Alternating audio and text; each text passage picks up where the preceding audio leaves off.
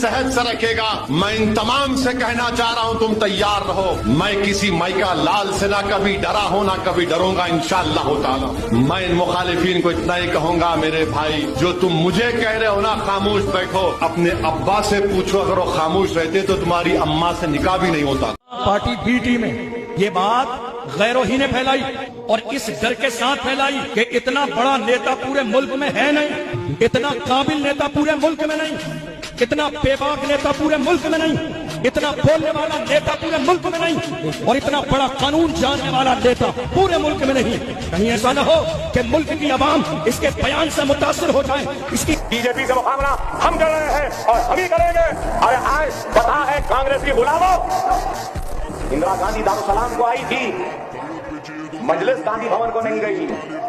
दोस्तों, अगर आप लोगों ने इस वीडियो को प्ले कर लिया है तो आप सभी से रिक्वेस्ट करूंगा कि इस वीडियो को ज़रूर पूरा देखकर जाना, क्योंकि आज का ये वीडियो आप सभी के लिए देखना बहुत ज़्यादा इम्पोर्टेंट है, बहुत ज़्यादा ख़ास है। इसलिए जितने भी हमारे मुसलमान भाई इस वीडियो को देख रहे हैं उन सभी से मैं रिक्वेस्ट करूंगा कि अपना कीमती टाइम निकाल कर इस वीडियो को पूरा देखें, लास्ट तक देखिए, और जितना हो सके इस वीडियो को ज़्यादा से ज़्यादा शेयर ज़रूर कीजिए ताकि हर मुस्लिम तक ये वीडियो पहुंच सके। दोस्तों, आप सभी को जैसा कि पता है असदुद्दीन अवैसी के बारे में हमारे कुछ मुसलमान भाई ये कहते हैं कि असदुद्दीन अवैसी जो है बीजेपी की बी टीम है, वो बीजेपी के लिए काम करते हैं, उनको बीजेपी से पैसा मिलता है। यहाँ तक कि अब कांग्रेस के जो सांसद है इमरान प्रतापगढ़ी, उन्होंने भी असदुद्दीन अवैसी को लेकर काफ़ी गंभीर आरोप लगाए हैं,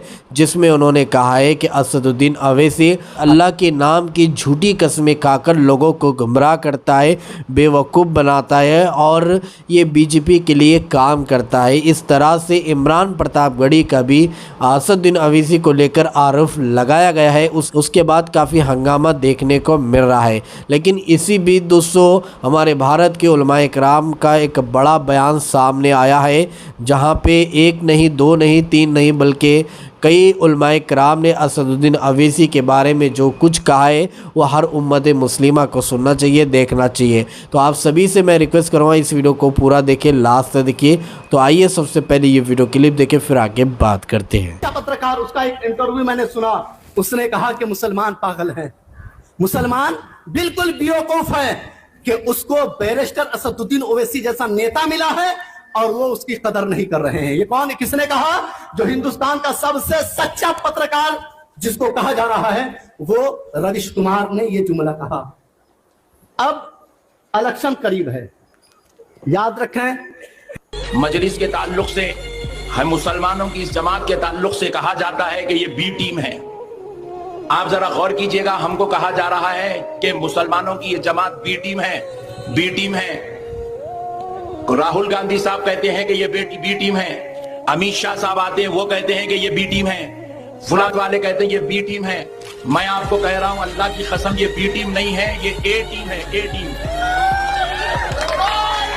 और देखिए, अगर कोई खैर हमको अगर बी टीम कह रहा है तो कहने दीजिए, मगर कम से कम आप मत बोलिए ये बी टीम नहीं है, ये ए। पार्टी बीटी में ये बात गैरों ही ने फैलाई और इस डर के साथ फैलाई कि इतना बड़ा नेता पूरे मुल्क में है नहीं, इतना काबिल नेता पूरे मुल्क में नहीं, इतना बेबाक नेता पूरे मुल्क में नहीं, इतना बोलने वाला नेता पूरे मुल्क में नहीं, और इतना बड़ा कानून जानने वाला नेता पूरे मुल्क में नहीं। कहीं ऐसा न हो कि मुल्क की आवाम इसके बयान से मुतासिर हो जाए, इसकी बेबाकी से मुतासिर हो जाए, इससे पहले कि कौम मुस्लिम इसके साथ जुड़ जाए। समझो मेरे अजीजों, हम ये देख रहे हैं जब बात कुरान पाक की अजमत की आती है तो बोलने वाला वो तन्हा एक ही होता है, जब बात अजमत रसूल की आती है बोलने वाला एक ही होता है। नामूस रिसालत के मसले पर बड़ी बड़ी खानकाहों में शहजादे मीठी नींद सो रहे थे। उस जमाने में इम्तियाज जलील ने इतनी बड़ी रैली निकाली, दुनिया को पता चल गया मोहम्मद के गुलाम नबी सिलसिला।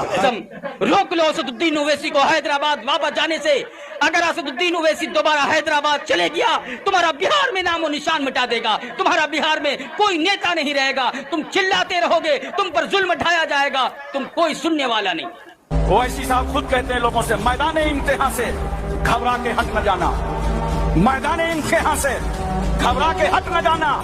तकमीले जिंदगी है चोटों पे चोट खाना, लेकिन बस इनकी जुर्रत और हिम्मत को सलाम। एक लीडर ऐसा हो कि जिसके नाम पर जनता जमा होने लगे। अल्लाह ताला ने ऐसा लीडर हिंदुस्तान में अता फरमा दी। उत्तर प्रदेश के जिस शहर में आप जाते हैं, लाखों लाख का मजमा उमड़ पड़ता ओवैसी साहब को सुनने के लिए।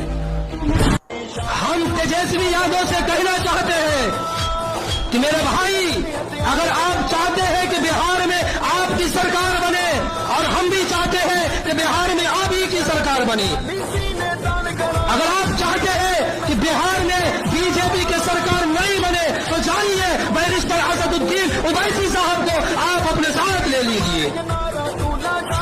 आज जब भी हमारे मुल्क में हमारे दीन के खिलाफ, हमारे शरीयत के खिलाफ जब कानून बनाया जाता है, तो मेरे भाइयों बताइए कि सबसे पहले उस कानून के विरोध में कौन खड़ा होता है? बोलिए, संसद में बिल को कौन फाड़ता है? मुझे तो सिर्फ और सिर्फ एक ही शेर नजर आता है, वो है बैरिस्टर असदुद्दीन ओवैसी साहब। तो मेरे भाइयों मुझे बताइए कि हमारे वोट के हकदार भी कौन है? हम जानते हैं, हम मानते हैं कि हमारी तादाद कम है, हमारी सरकार नहीं बन सकती है, लेकिन हमारा विधायक तो बन सकता है ना, जो संसद में जाकर हमारी आवाज को बेबाकी के साथ उठावे। कौन था ये बिल फाड़ने वाला? उस रावण के सामने था कोई मद्द मुजाहिद? नहीं, उस बिल के 5 टुकड़े किए तो वो दाढ़ी वाला बैरिस्टर असदुद्दीन ओवैसी था। कौन सी ताकत थी? नमाज की ताकत थी, ईमान की ताकत थी। हमारी और आपकी नमाज कज़ा हो सकती, लेकिन इस मर्द मुजाहिद की नमाज कज़ा नहीं होती। वो आशिक़ रसूल है, वो मुहिब्बे रसूल है। उसके सर की टोपियों पर अल्लाह के रसूल के नालैन का जूते का निशान है। अपने सर पर मोहम्मद रसूलुल्लाह के जूते का निशान बनाकर घूमता है। वो आपके वजूद के लिए लड़ रहा। अपना कायद नहीं ढूंढा। और उनको देखो, वो कहते हैं कि अगर पेट्रोल 200 लीटर भी हो जाए तो हमारे कायद तो यही नहीं है, अब भी अगर खामोश रहे। इसीलिए मैं बार बार कहता हूं, उठो वो घर ना हश्र ना होगा फिर कभी, दौड़ो के जमाना चाल अपनी चल गया। तुम अपनी सियासत को मुंतखब करो, तुम अपनी क़ियादत को मुंतखब करो। और अगर अभी भी सियासी लाशऊरी की जिंदगी गुजारते रहोगे, लुक्मे बनते चले जाओगे। असी शऊर को भी बेदार करो, सियासत को समझो, तुम कब तक इस्तेमाल होते रहोगे। अब इसमें उलमा को भी आना चाहिए कि इनके सियासी शऊर को बेदार करें। तुम्हारे साथ आज जो खेल खेला जा रहा है, तुम हर एक की जय विजय करते हुए हर पार्टी के पीछे जाते हो। तुमने आज तक अपना कायद नहीं ढूंढा, अपना कायद नहीं ढूंढा। और उनको देखो, वो कहते हैं कि अगर पेट्रोल 200 लीटर भी हो जाए तो हमारे कायद तो यही है, इसलिए कि हमारा हम मजहब है, वो हमारे मजहब की बात। तो जी हाँ दोस्तों, आप लोगों ने हमारे उलमाए कराम के कुछ वीडियो क्लिप देखे और सारी बातें आप लोगों ने सुनी है असदुद्दीन ओवैसी के ताल्लुक से, जिसमें उन्होंने बहुत सारी बातें कही है कि असदुद्दीन ओवैसी एक वाहिद भारत का एक ऐसे नेता है, मुस्लिम नेता है, जो खुलेआम जो है मुसलमानों का समर्थन करते हैं, मुसलमानों के लिए आवाज़ उठाते हैं। पार्लियामेंट के अंदर अगर कोई बिल पास होता है तो सबसे पहले अगर उस बिल की मुखालिफत की जाती है तो वह असदुद्दीन ओवैसी के तरफ से की जाती है। असदुद्दीन ओवैसी पार्लियामेंट के अंदर मुसलमानों के लिए आवाज़ उठाते हैं। मस्जिद, दरगाह या मज़ार के ऊपर अगर कोई हमला करता है या उसको शहीद करता है तो उसको लेकर भी असदुद्दीन ओवैसी आवाज़ उठाते हैं। लेकिन कुछ अपने ही असदुद्दीन ओवैसी को बदनाम करने की कितनी कोशिशें कर रहे हैं, कितनी साजिशें कर रहे हैं, ये आप अपनी आंखों से देख रहे हैं। दोस्तों, इस पूरी वीडियो को देखने के बाद अब आप क्या कहना चाहोगे, आपके इस बारे में क्या राय, तो कमेंट में अपनी राय लाजमी बताइए। तो चलिए अगली वीडियो में मिलते हैं, जब तक अपना ख्याल रखिए। शुक्रिया।